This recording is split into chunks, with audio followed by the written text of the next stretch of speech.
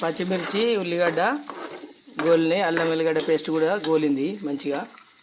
వేసిన తర్వాత చిటికెడు పసుపు వేసుకోవాలి. అందులో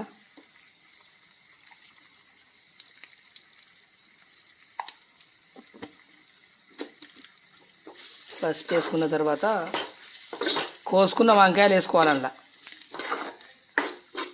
కోసుకున్న వంకాయలను దొండకాయలు రెండు వేసుకోవాలి. అందులో ఇప్పుడు మనం చేసేది దొండకాయ వంకాయ మిక్సింగ్, బాగుంటుంది కర్రీ.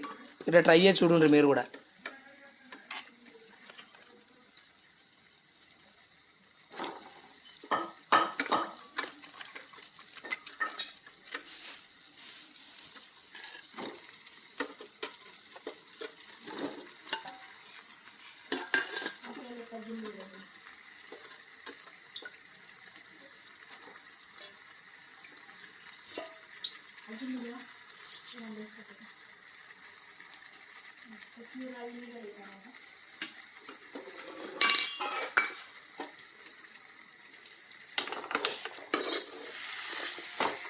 మంచిగా కలుపుకోవాలి. వాటిని వేసిన తర్వాత స్లిమ్లో పెట్టి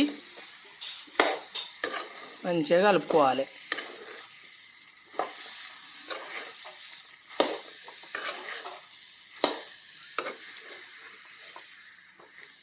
కలిపిన తర్వాత ఒక 5 నిమిషాలు అట్లా మూత పెట్టి ఉంచాలి, కొంచెం మగ్గినట్టు అవుతుంది.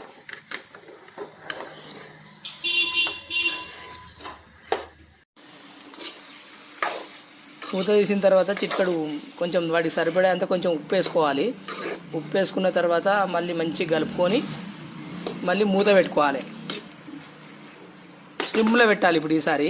ఇంతకుముందు కొంచెం ఎక్కువ పెట్టినాం కానీ స్లిమ్లో పెట్టుకొని కొంచెం కొత్తిమీర కూడా వేయాలి. అందులో ఇప్పుడు కొంచెం వేసుకోవాలి, తర్వాత మళ్ళీ కొంచెం వేసుకోవాలి. వేసి కొంచెం కలిపి మూత పెట్టాలి.